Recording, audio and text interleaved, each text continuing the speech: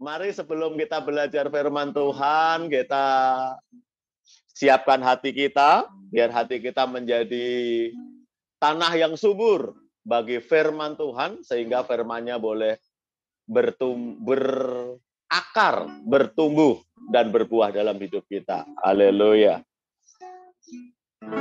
Mari kita naikkan pujian ini.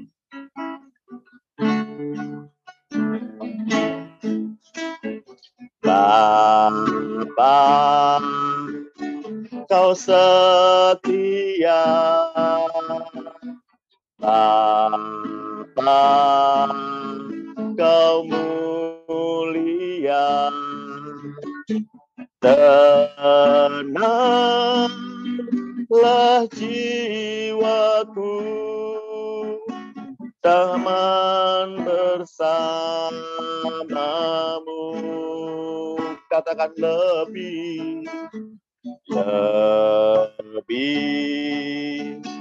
dari harta. Kaulah segalanya. Tenanglah jiwaku dalam hadirat-Mu.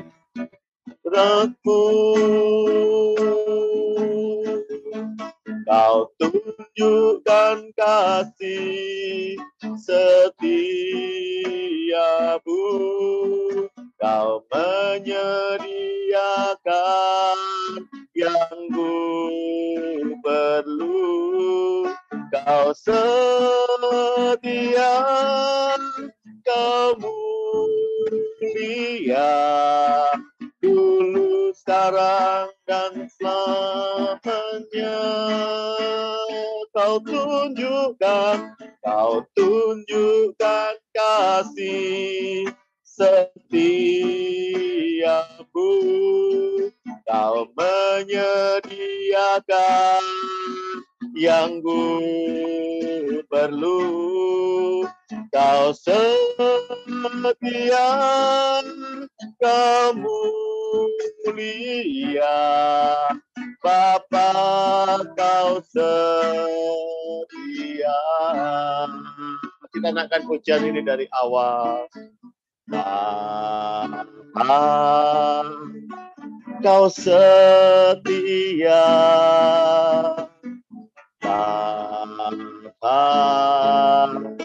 Kau mulia. Tenanglah jiwaku, aman bersamamu.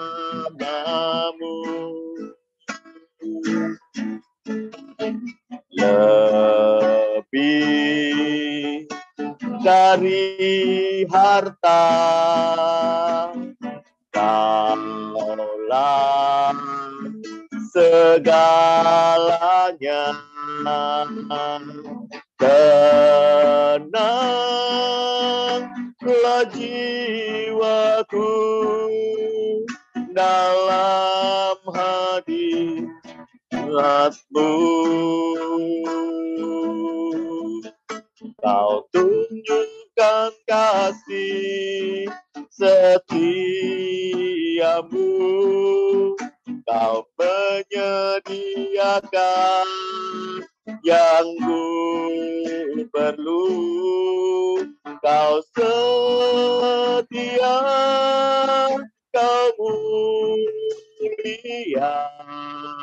dulu, sekarang, dan selamanya. Kau tunjukkan kasih setiamu. Kau menyediakan yang ku perlu. Kau setia, Kau mulia, Bapa, Kau setia. Bersama kita katakan, Kau tunjukkan kasih setiamu, Kau menyediakan yang ku perlu. Kau setia, Kau mulia, dulu, sekarang, dan selamanya. Kau tunjukkan kasih setiapmu, Kau menyediakan yang ku perlu. Kau setia, Kau mulia, Bapa, Kau setia. Kau setia, Kau setia, Kau mulia, Bapa, Kau setia. Kau setia, Kau setia, Kau mulia, Bapa, Kau setia. Mari kita sembah Tuhan. Bapa, Engkau setia. Terima kasih. Haleluya. Mari kita bawa hati kita untuk menyembah Tuhan. Kirala ya rala barala barala masyandi. Terima kasih ya Bapa. Terima kasih. Kami bersyukur. Engkau ajaib. Engkau mulia. Terima kasih Bapa. Orala ya rala barala barala barala. Jamah hati kami, lembutkan hati kami, untuk kami taat firman-Mu, untuk kami mengerti firman-Mu. Beri kami hati seorang hamba, telinga seorang murid. Pengurapan-Mu turun atas kami semua. Oh, raya rala barala barala.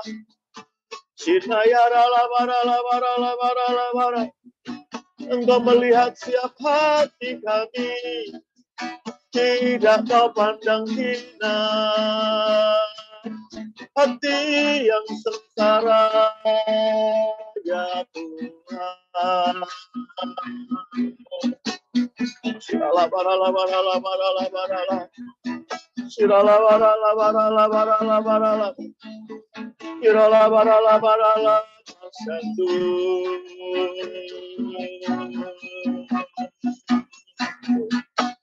Ajaib Engkau Tuhan, kami mengasihi-Mu lebih dari segalanya.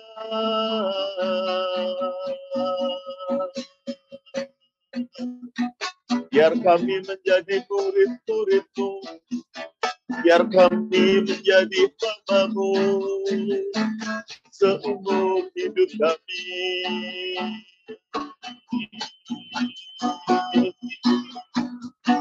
Beri kami hati yang taat, beri kami hati yang mengerti kehendak-Mu Tuhan.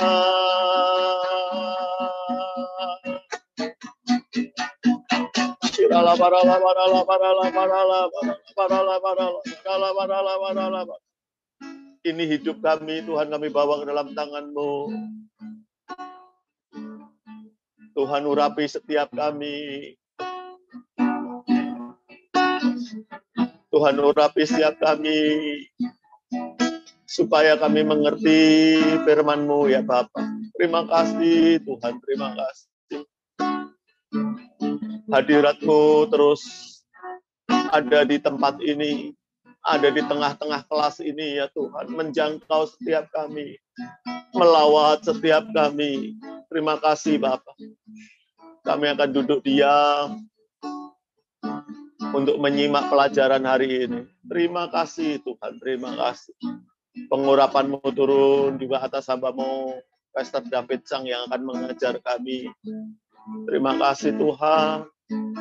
Hikmat-Mu turun ya Tuhan. Engkau pakai hamba-Mu ini Tuhan untuk menjadi saluran berkat bagi kami semua. Bahkan semua orang yang menonton di YouTube ya Tuhan. Engkau memberkati. Terima kasih Bapak, terima kasih.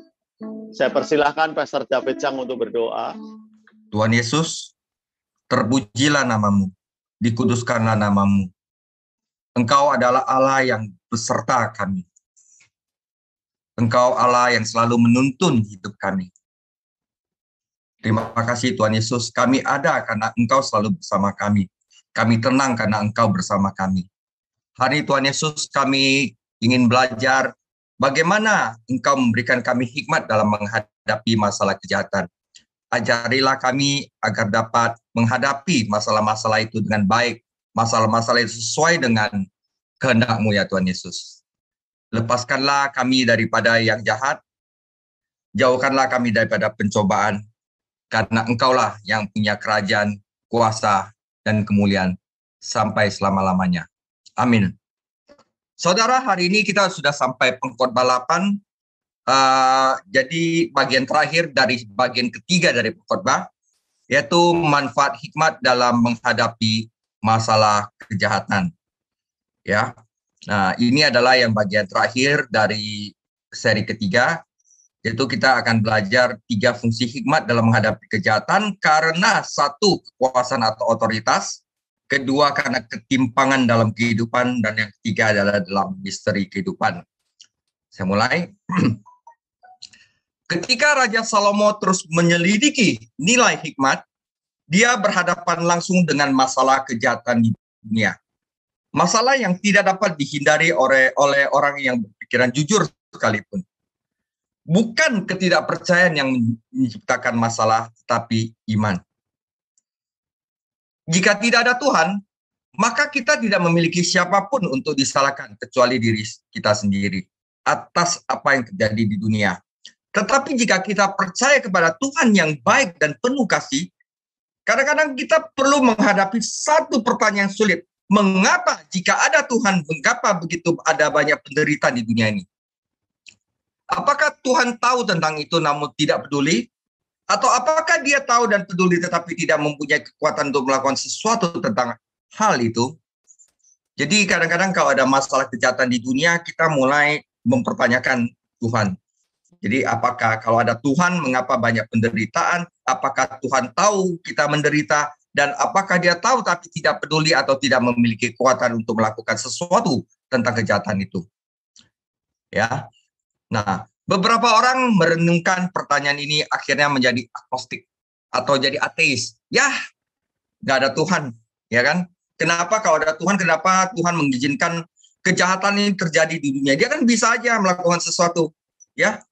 Tapi kalau kita balik, saudara, tapi dengan orang merenungkan pertanyaan itu dan menjadi ateis, mereka menciptakan masalah yang sama sekali baru dalam pikirannya. Kalau misalnya nggak ada Tuhan, dari mana datangnya semua kebaikan di dunia ini? Nah, ya kan? Sulit dipercaya bahwa materi saja menghasilkan hal-hal indah yang menyenangkan yang kita miliki di dunia, bahkan di tengah begitu banyak kejahatan. Jadi Salomo tidak menyangkal keberadaan Tuhan atau realitas kejahatan. Dia juga tidak membatasi kuasa Tuhan. Nah, Salomo menyelidiki masalah kejahatan dari tiga bidang utama kejahatan. Salomo memecahkan masalah kejahatan dengan menegaskan faktor-faktor ini dan melihatnya dalam perspektif yang tepat menyelidiki masalah kejahatan di dunia dengan memeriksa 3 bidang utama kehidupan, yaitu di ayat 1 dan 9, kejahatan yang terjadi karena kekuasaan atau otoritas. Yang kedua adalah kejahatan yang terjadi karena ketimpangan dalam kehidupan, ayat 10 dan 14. Dan kejahatan yang terjadi karena misteri kehidupan, ayat 15 sampai 17. Kita masuk bagian pertama, kejahatan yang timbul karena kekuasaan dan otoritas dan bagaimana hikmat kita untuk menghadapinya. Kita baca dulu Pengkhotbah 8 ayat 1 sampai 9. Siapakah seperti orang berhikmat? Dan siapakah yang mengetahui keterangan setiap perkara? Hikmat manusia menjadikan wajahnya bercahaya dan berubahlah kekerasan wajahnya. Patuhilah perintah raja demi sumpahmu kepada Allah. Janganlah tergesa-gesa pergi dari hadapannya. Janganlah bertahan dalam perkara yang jahat karena ia berbuat apa yang dikehendakinya. Karena titah raja berkuasa, siapakah yang akan mengatakan kepadanya apa yang Baginda buat? Siapa yang mematuhi perintah tidak akan mengalami perkara yang mencelakakan. Dan hati orang berhikmat mengetahui waktu pengadilan. Karena untuk segala sesuatu ada waktu pengadilan dan kejahatan manusia menekan dirinya. Sesungguhnya ia tidak mengetahui apa yang akan terjadi, karena siapakah yang akan mengatakan kepadanya bagaimana itu akan terjadi? Tiada seorang pun berkuasa menahan angin, dan tiada seorang pun berkuasa atas hari kematian. Tidak ada istirahat dalam peperangan, dan kefasikan tidak melepaskan orang yang melakukannya. Semua ini telah kulihat dan aku memberi perhatian kepada segala suatu perbuatan yang dilakukan di bawah matahari, ketika orang yang satu menguasai orang lain hingga ia celaka, saudara. Oke. Kejahatan yang timbul karena kekuasaan atau otoritas. Saudara, dimulai dengan Nimrod, Kejadian 10 ayat 8 sampai 9, dan berlanjut selama berabad-abad melalui Firaun, Sanherib, Assyria, Nebukadnezar, Babilonia, Darius, Persia, dan Ahasuerus, Persia, Caesar Romawi, dan diktator kecil terbaru. Jutaan orang telah ditindas dengan cara satu dan lainnya oleh penguasa yang buruk.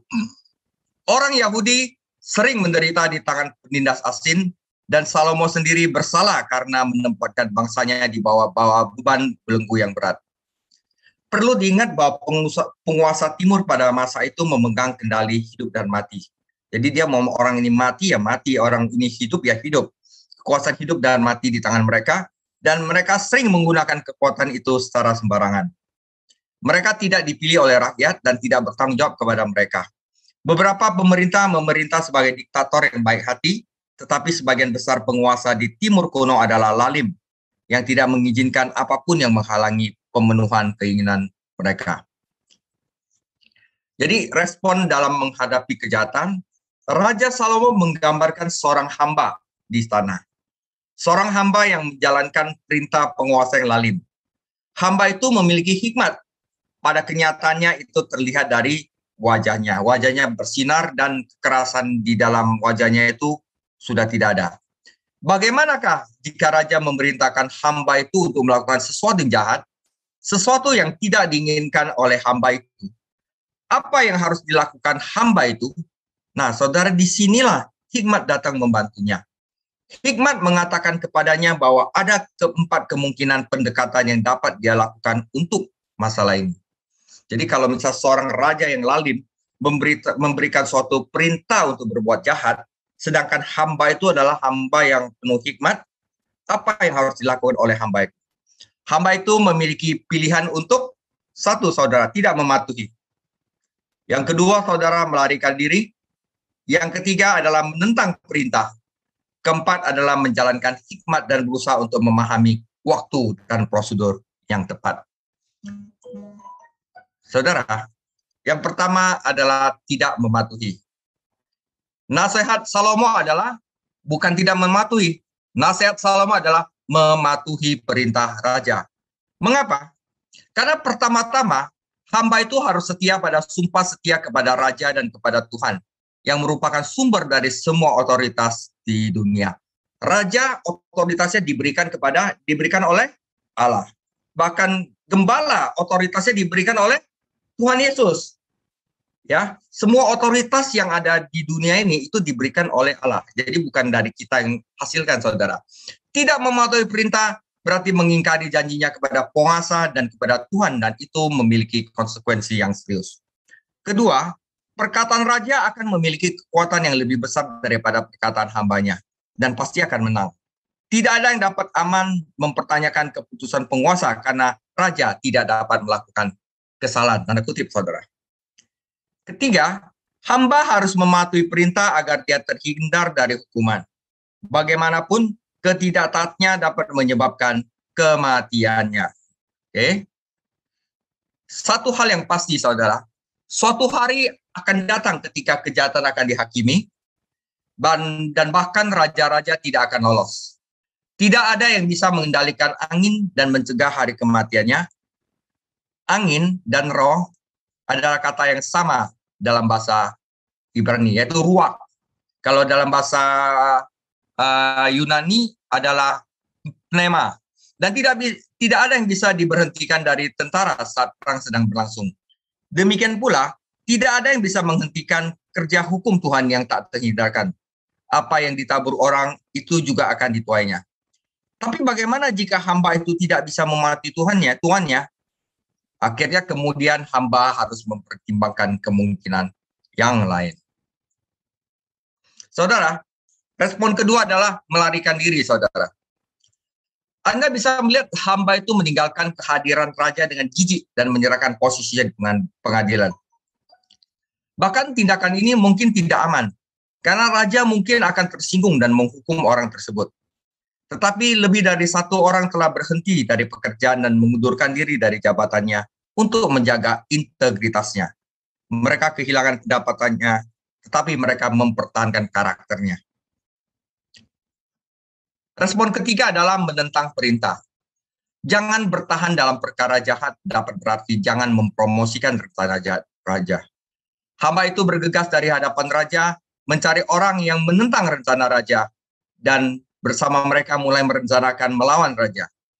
Saudara, Salomo tidak menyetujui pendekatan ini, menentang. Apakah ada tempat untuk pembangkangan sipil dalam kehidupan orang percaya?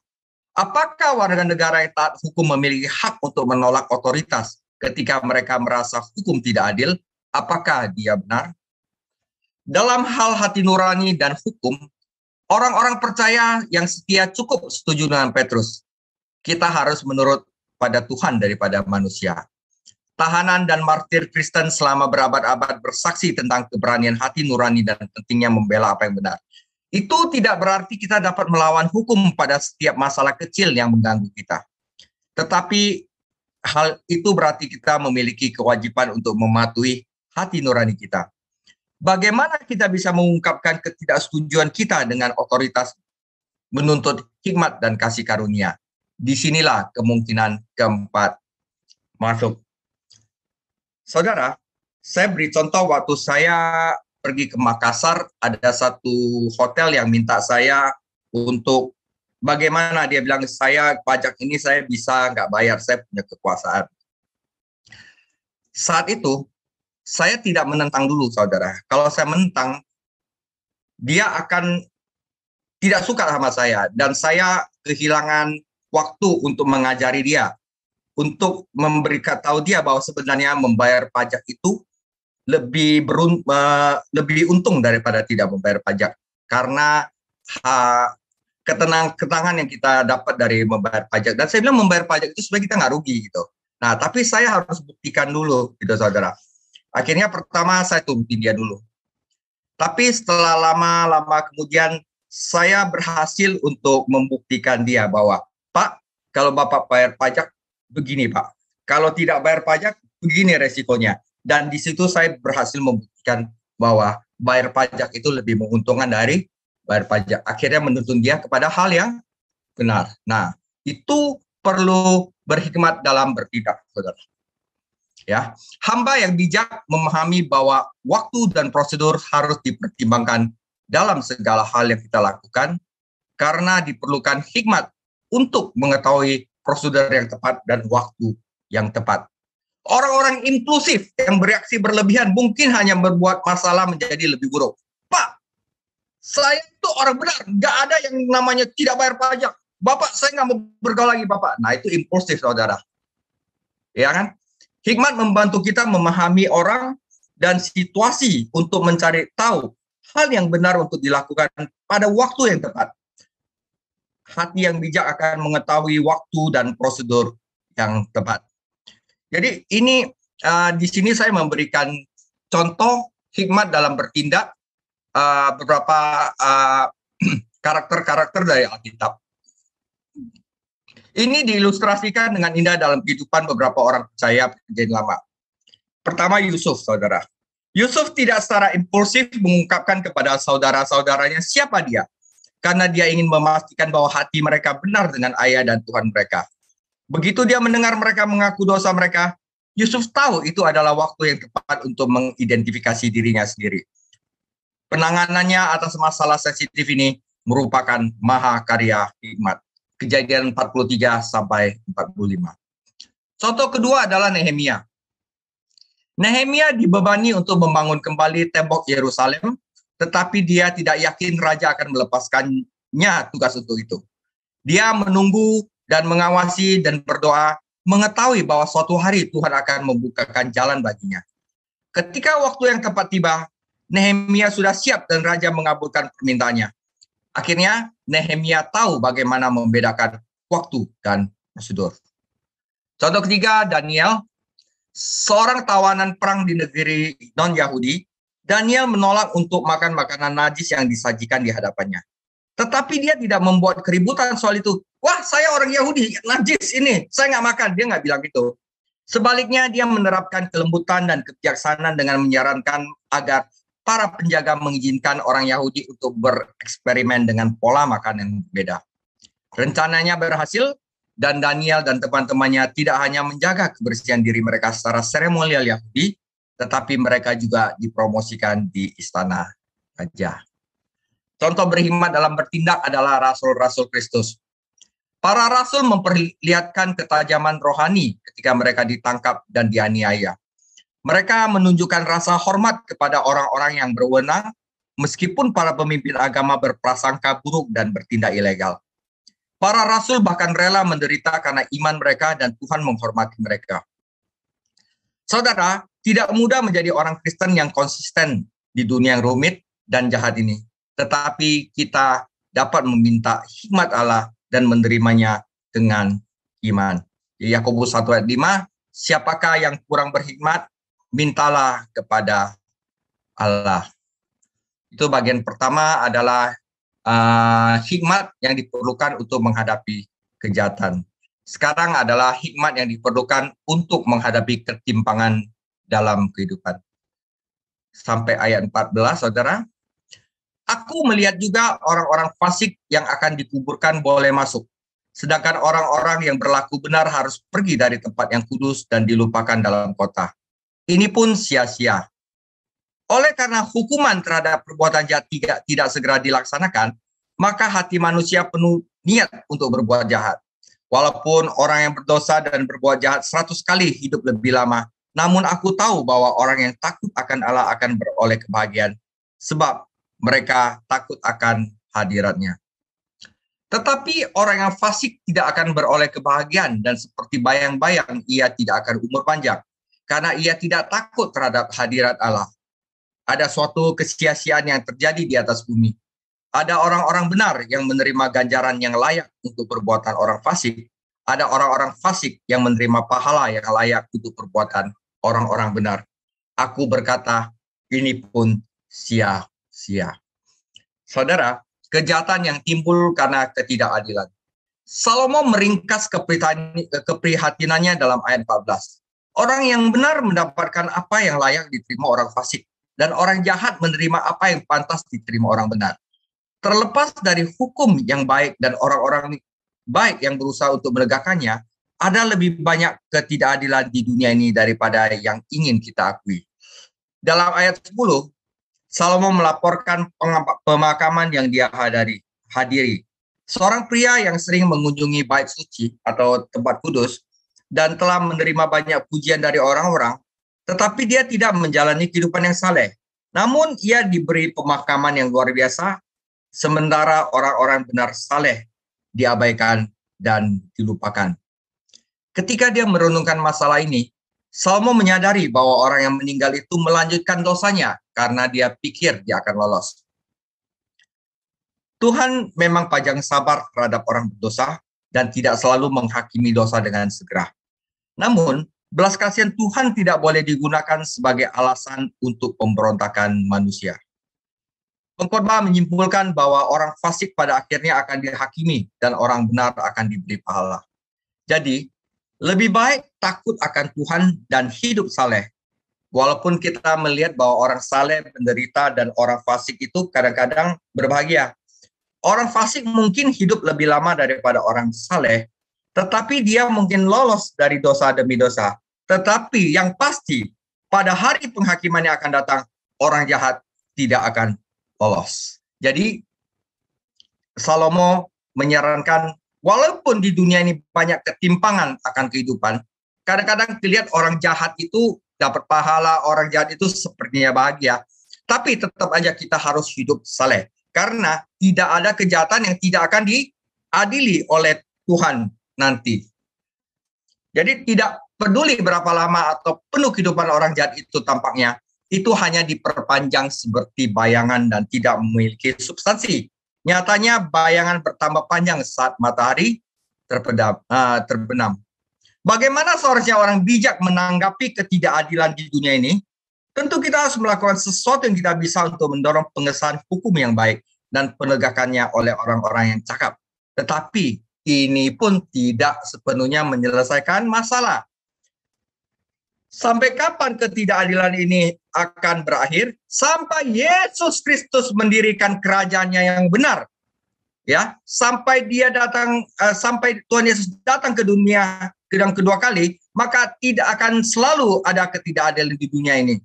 Itu adalah menjadi salah satu kesia-siaan dalam hidup dan kita harus menerimanya tanpa menjadi pesimis dan putus asa. Jadi tidak ada keadilan di dunia, peradilan. Kapan dunia ini bisa adil? Sampai Yesus Kristus datang membentuk kerajaannya. Jadi kita tidak boleh pesimis, lihat orang kok begitu, malah dia kaya. Orang begitu kok dia, kayaknya lolos dari hukuman. Saudara, tidak ada yang lolos di mata Tuhan Yesus. Dan kita harus percaya itu. Ini adalah apa yang Salomo katakan, saudara. Ya, jadi kita nggak perlu iri kepada orang-orang yang sepertinya kenapa jahat, tapi diberkati gitu, saudara. Karena akan adanya hari penghakiman. Bagian terakhir, saudara, Pengkhotbah 8 ayat 15 sampai 17. Oleh sebab itu, aku memuji kesukaan, karena tidak ada kebahagiaan lain bagi manusia di bawah matahari, kecuali makan dan minum dan bersukaria. Itu yang menyertainya di dalam jeripaya sumber hidupnya yang diberikan Allah kepadanya di bawah matahari. Ketika aku memberi perhatianku untuk memahami hikmat dan melihat kegiatan yang dilakukan orang di dunia tanpa mengantuk siang dan malam, maka nyatalah kepadaku bahwa manusia tidak dapat menyelami segala pekerjaan Allah yang dilakukannya di bawah matahari. Bagaimanapun juga, manusia berlelah-lelah mencarinya. Ia tidak akan menyelaminya. Walaupun orang yang berhikmat mengatakan bahwa ia mengetahuinya, namun ia tidak dapat menyelaminya.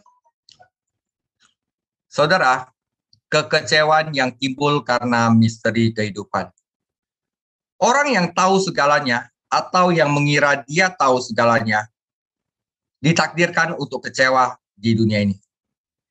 Melalui banyak hari-hari sulit dan malam-malam tanpa tidur, pengkhotbah yaitu Salomo dengan tekun menekuni misteri kehidupan. Dia sampai pada kesimpulan bahwa manusia tidak dapat menemukan pekerjaan yang dilakukan di bawah matahari. Mungkin kita dapat memecahkan teka-teki di sana dan di sini, tetapi tidak ada manusia yang dapat memahami keseluruhan atau menjelaskan semua yang Tuhan lakukan. Hal-hal yang tersembunyi ialah bagi Tuhan Allah kita, tetapi hal-hal yang dinyatakan ialah bagi kita dan bagi anak-anak kita sampai selama-lamanya, supaya kita melakukan segala perkataan hukum Taurat ini. Tuhan tidak mengharapkan kita untuk mengetahui yang tidak dapat kita ketahui, tetapi Dia mengharapkan kita untuk mempelajari semua yang kita bisa dan mengetahui apa yang Dia ajarkan kepada kita. Faktanya, semakin kita taat, semakin Dia akan mengajar kita. Jadi ada yang Tuhan nyatakan, kita nggak usah tahu. Yang ada yang Tuhan tidak nyatakan kepada kita, kita tidak perlu tahu. Tetapi apa yang Tuhan nyatakan pada kita lewat Alkitab, kita mesti tahu.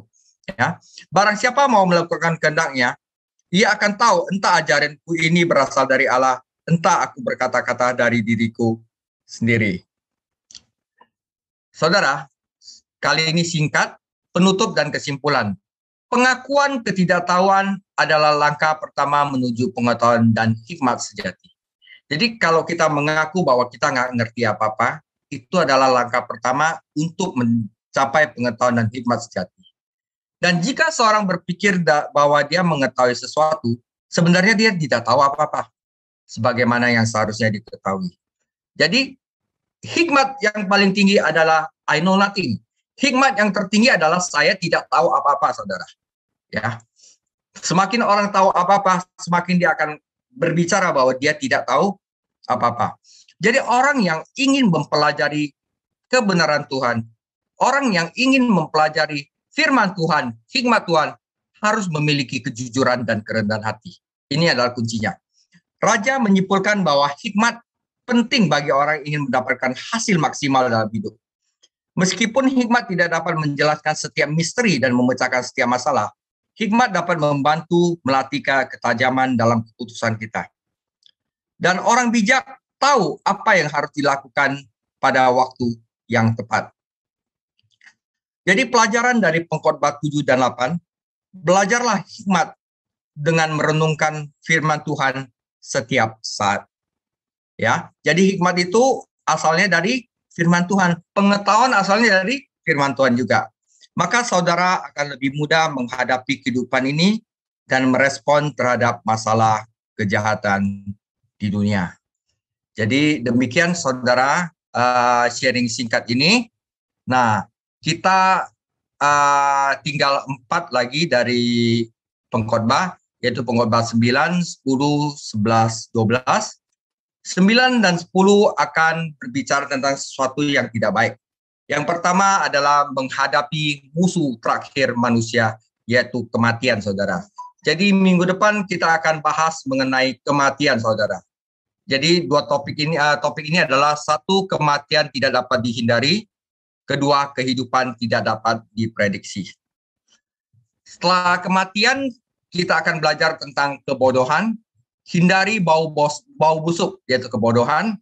Ya, topiknya itu apa itu kebodohan? Yaitu kebodohan pemimpin itu seperti apa, kebodohan pekerja itu seperti apa, kebodohan perkataan itu seperti apa, dan kebodohan pejabat itu seperti apa. Kita akan belajar bodologi, saudara, ilmu kebodohan di Pengkhotbah 10. Pengkhotbah 11 akan menuju kepada iman kepada Pencipta, jadi kita harus belajar hidup oleh iman, bersukacitalah dan buanglah kekhawatiran, akan menjadi topik Pengkhotbah 11.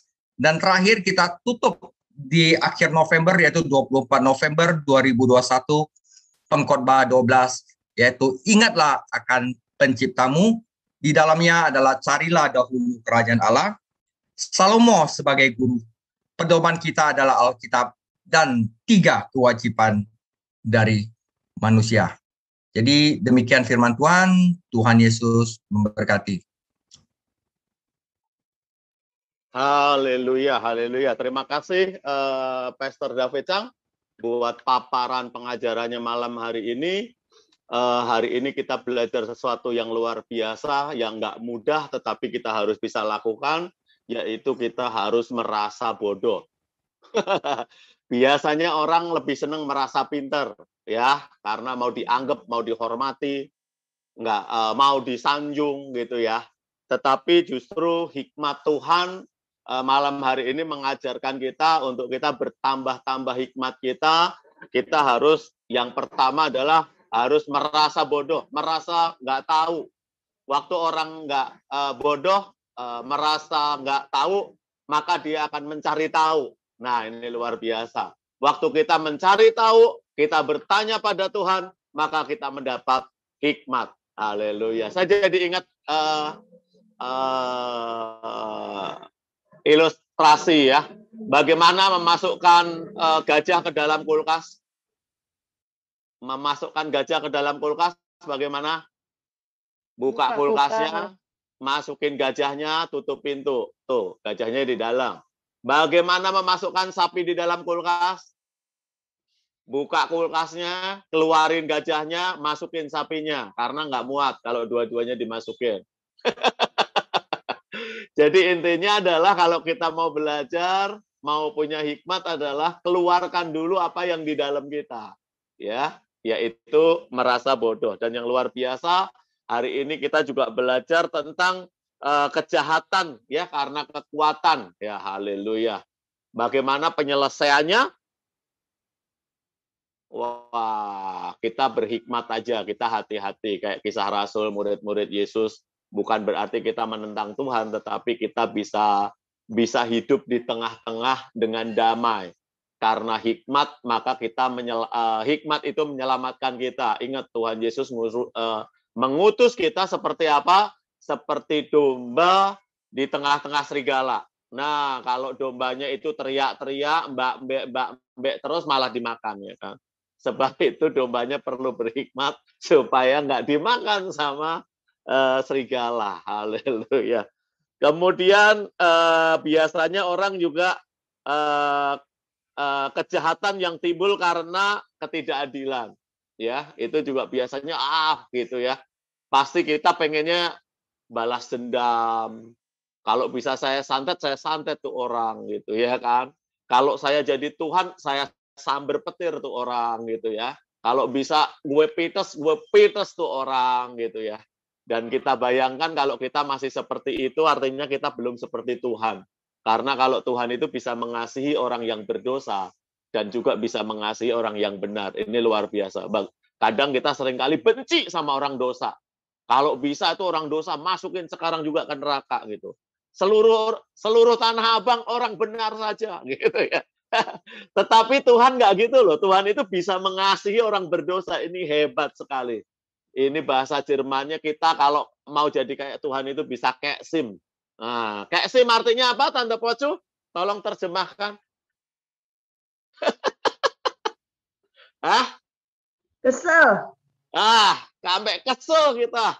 Kenapa kok bisa ya ngampuni orang salah ya? Kok bisa ya hidup berdampingan dengan orang yang menyebalkan? Kok bisa ya menerima tingkah laku mereka? Kok bisa ya diperlakukan begitu? Itulah keadilan Tuhan. Kalau kita punya keadilan Tuhan, kita punya kedewasaan. Orang yang dewasa itu bisa menerima kelemahan orang-orang sekitar kita. Kalau ada orang yang lemah di sekitar kita, kita cuma ngomong gini, haleluya, Tuhan memberkati engkau.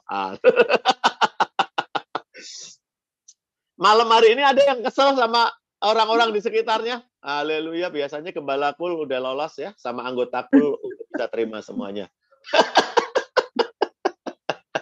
Ditelan, kami ditelan. Ditelan ya, nggak boleh. Kita harus mengasihi. Waktu kita mengasihi, jadi itu nggak jadi penyakit dalam hidup kita. Ingat, kalau kita kesel terus, kita tahan, mengakibatkan apa? Darah tinggi, darah rendah, encok, rematik, hati-hati gitu ya kan. Kita masih bisa mengasihi mereka. Ya rekan-rekan ya, yang terakhir ini yang luar biasa, kita malam hari ini belajar tentang kekecewaan yang timbul karena misteri kehidupan. Kok bisa ya orang goblok begitu jadi kaya, gue bingung dari mana tuh gitu ya kan. Kok bisa ya gue segini, kok dia bisa segitu ya, kok bisa ya. Nah, jadi artinya ya kita mengucap syukur aja. Oke, karena segala sesuatu ada di dalam tangannya Tuhan, gitu kan. Amin. Jadi kita nggak usah mikirin yang di luar kemampuan kita. Ya, waktu Petrus jadi orang kepo, pernah kan Petrus sama Tuhan Yesus gitu, Tuhan Yesus ngomong ini, terus kamu ikut saya, nanti kamu akan banyak mengalami aniaya terus. Ya, kamu harus nanti memikul salib terus. Dan Petrus itu ngelirik ke Yohanes. Yohanes itu kan murid yang dikasihi kan.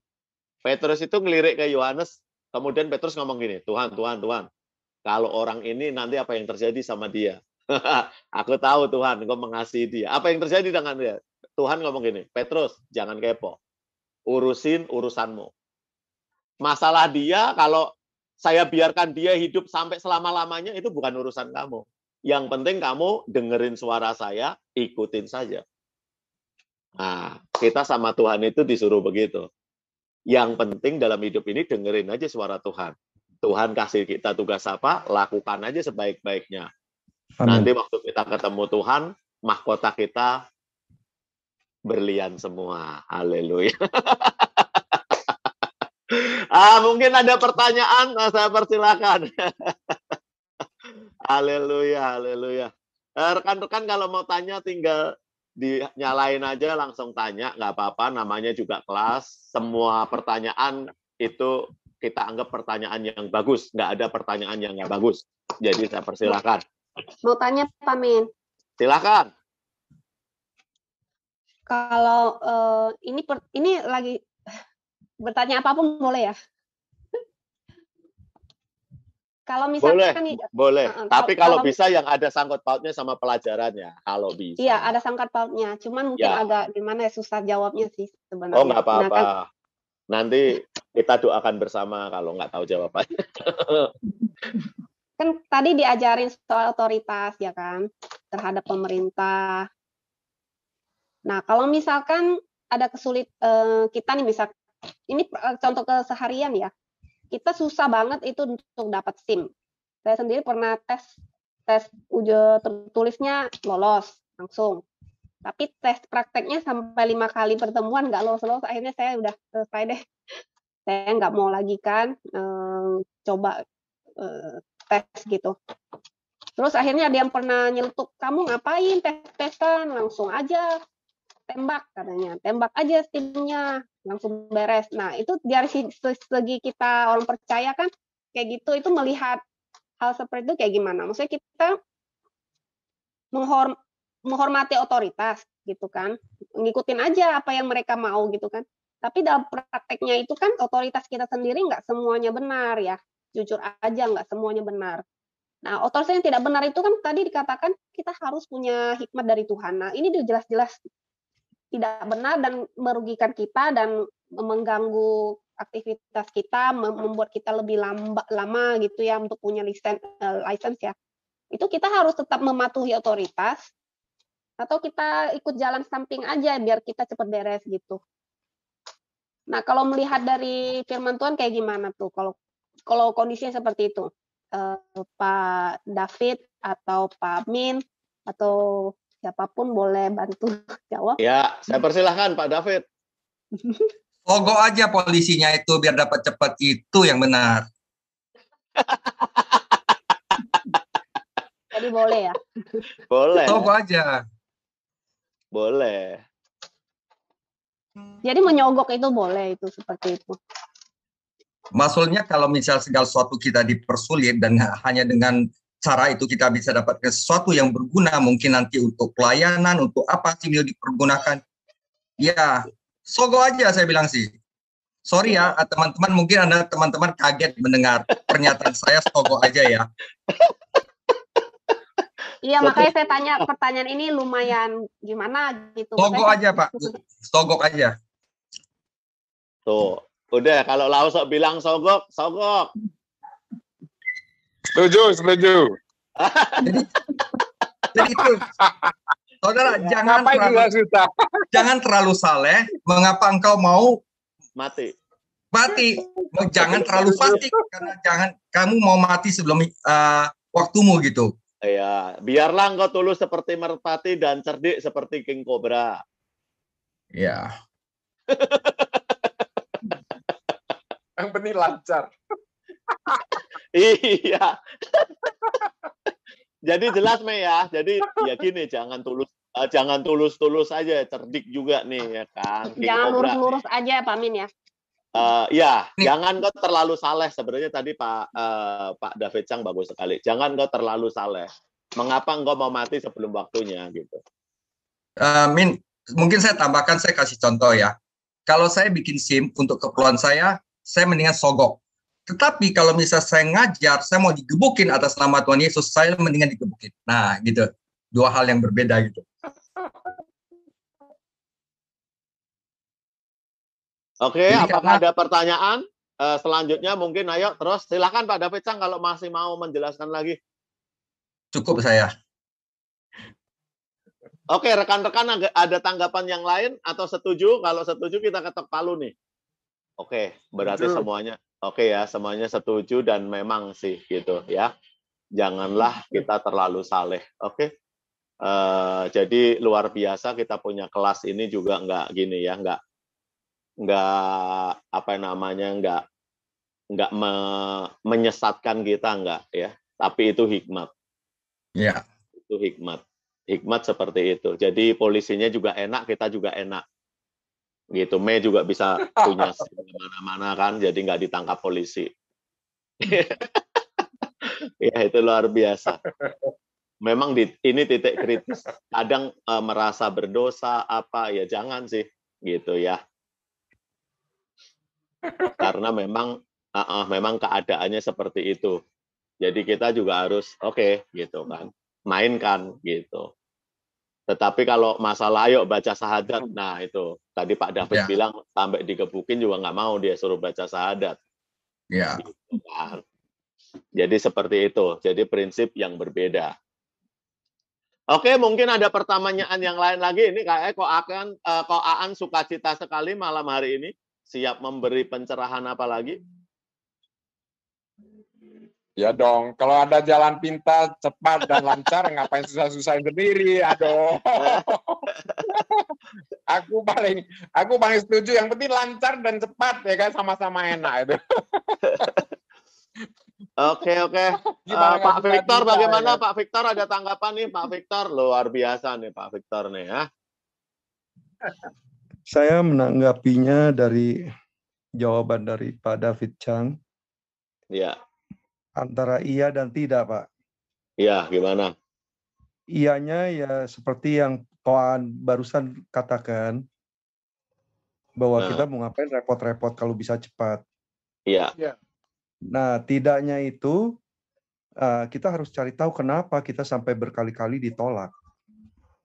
Oh iya. Apakah kita punya kemampuan untuk menyetir itu ada yang tidak baik, makanya ditolak. Nah, itu kan kita harus tahu. Kalau semuanya sudah baik, tapi kita masih dipersulit, jalankan sesuai yang Pak David Chang katakan. Iya, oke. Setuju, Pak. Iya, mungkin itu Pak tanggapan saya. Ya, mantap Pak. Setuju Pak Victor. Setuju Pak, terima kasih atas tambahannya. Jadi didorong ya lebih bagus lagi gitu loh saudara. Kita jadi di kelas ini diskusi aja, tenang aja ya. Oke. Mungkin ada pertanyaan yang lain lagi, mungkin ada mengenai ya tadi kan kalau kita punya kuasa, makanya kalau kita punya anak buah, kita punya orang-orang yang di otoritas di bawah kita juga jangan sampai sewenang-wenang gitu kan. Kita harus hati-hati karena otoritas itu dari Tuhan.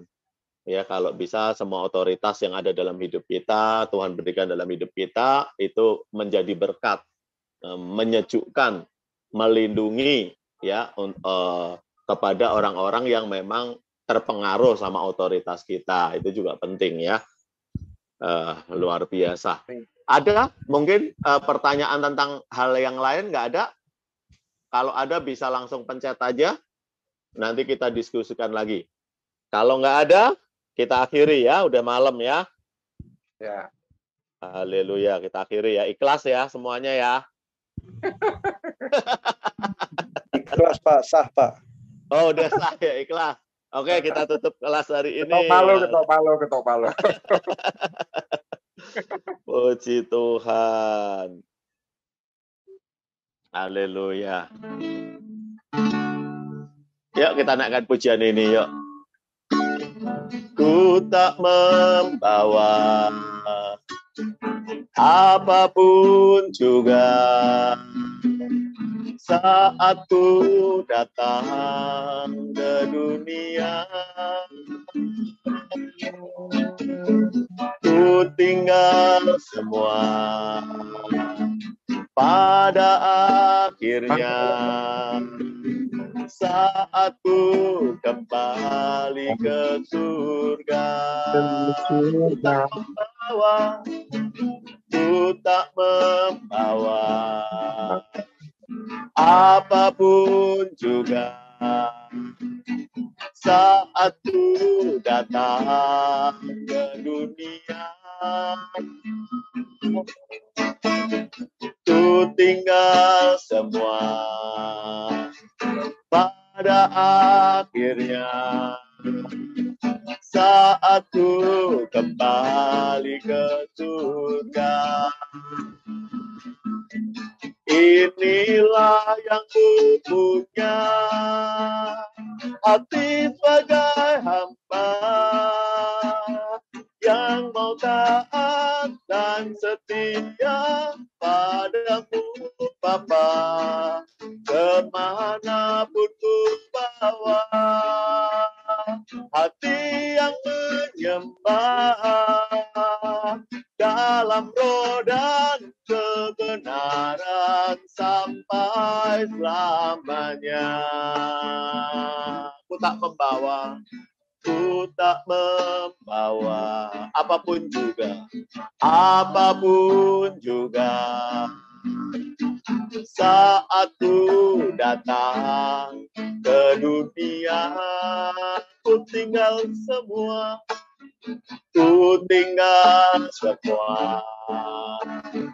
Pada akhirnya, saat ku kembali ke surga, bersama katakan, inilah yang ku punya, hati sebagai hamba yang mau taat dan setia padamu Bapa, kemanapun ku bawa, hati yang menyembah dalam roh dan kebenaran sampai selamanya. Dalam roh dan kebenaran sampai selamanya. Dalam roh dan kebenaran sampai selamanya. Mari kita sembah Tuhan. Haleluya. Ini yang ku punya, hati sebagai hamba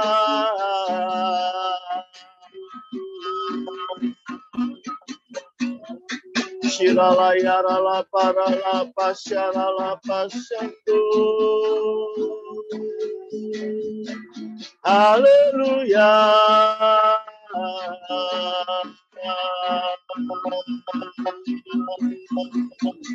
Shirala parala parala parala parala. Shirala parala parala parala. Shirala yarala parala.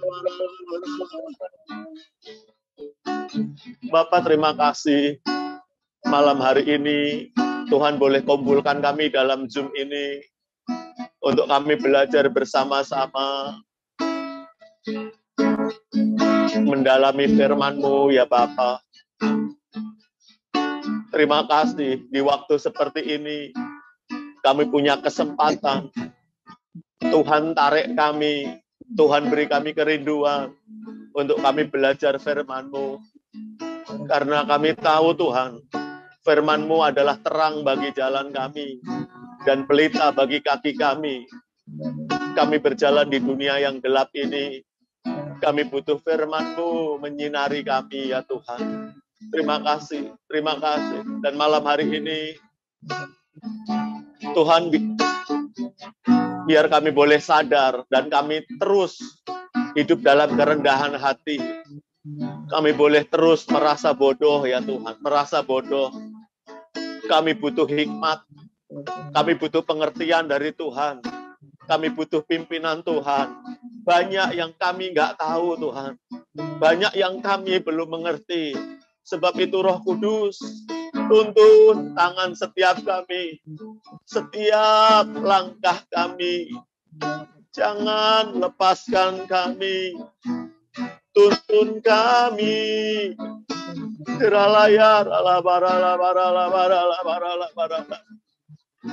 Terima kasih. Malam hari ini Tuhan sadarkan kami untuk kami merasa bodoh. Merasa bodoh. Rekan-rekan, merasa bodoh itu tidak bodoh. Merasa bodoh adalah sebuah sikap di mana kita ingin bertindak dengan benar, mengambil keputusan dengan benar. Sebab itu kita butuh hikmat Tuhan. Kita boleh mengosongkan apa yang kita mungkin merasa tahu, sudah mahir, sudah ahli, sudah jago. Tetapi kita nggak mau kemahiran kita itu yang memimpin kita. Kita mau hikmat dari Tuhan, itu yang memimpin jalan kita. Malam hari ini, lunakkan hati setiap kami, ya Tuhan. Lunakkan hati setiap kami. Terima kasih Tuhan, terima kasih. Terima kasih.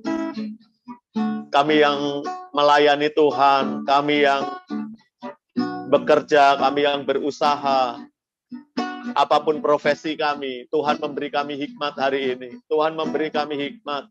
Tuntun kami dengan hikmat yang up to date. Hikmat yang baru ya Tuhan. Terima kasih. Sehingga apa yang kami lakukan boleh selalu berhasil, selalu menjadi berkat untuk hidup kami dan untuk orang-orang di sekitar kami. Dan hidup kami boleh menjadi berkat bagi banyak orang. Kami serahkan Tuhan semua pekerjaan kami, hal-hal yang kami bahkan nggak mengerti, ke dalam tangan kasih karunia Tuhan. Biar pada saat kami melewatinya, kami boleh mengerti karena kami dituntun oleh Tuhan. Terima kasih Bapak, terima kasih. Engkau memberkati juga hamba-Mu, Bapak David Chang yang telah mengajar kami malam hari ini. Tuhan berkati hamba-Mu ini dengan kekuatan dan kesehatan. Perlindungan-Mu sempurna atas hamba-Mu ini, keluarganya, istri, anak-anaknya Tuhan berkati, pekerjaannya Tuhan berkati, pelayanannya Tuhan berkati. Terima kasih Tuhan, terima kasih. Juga seluruh kami yang ikut dalam Zoom hari ini, Tuhan, Engkau memberkati setiap kami, Engkau menyertai setiap kami, Engkau menopang, Engkau menolong setiap kami di setiap langkah yang kami hadapi. Terima kasih Tuhan, terima kasih. Dan kalau sebentar kami mau akhiri kelas kami hari ini, mari ya Tuhan, Engkau memberkati setiap kami berlimpah-limpah. Mari kita katakan bersama-sama dengan segenap hati kita.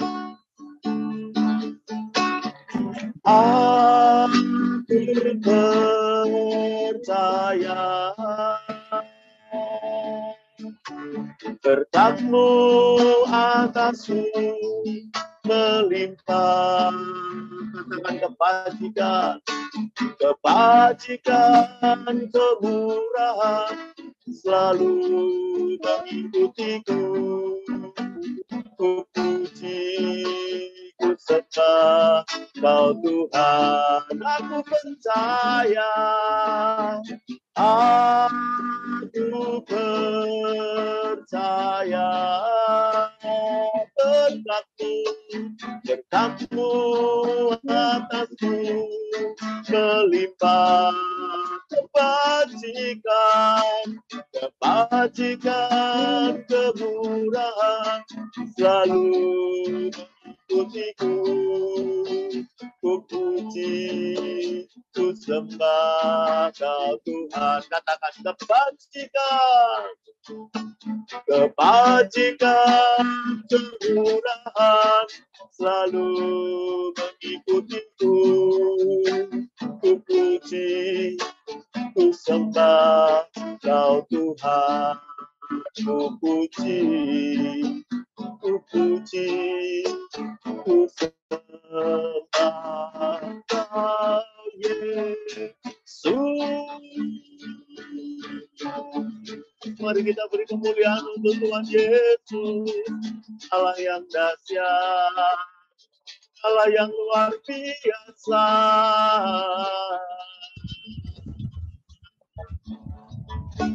Mari Bapak, Ibu, Saudara, rekan-rekan semua angkat kedua tanganmu di hadapan Tuhan. Kekasih-kekasih Kristus, kita akhiri kelas kita hari ini. Terimalah hikmat, tuntunan, kemenangan demi kemenangan daripada Allah Bapa kita di surga, anugerah yang sempurna di dalam anaknya Tuhan Yesus Kristus, dan persekutuan yang erat oleh Roh Kudus menyertaimu dari saat ini sampai Maranatha. Mari kita semua yang dikasihi dan diberkati oleh Tuhan Yesus Kristus, kita katakan amin. Tuhan Yesus memberkati. Selamat malam. God bless you. Terima kasih.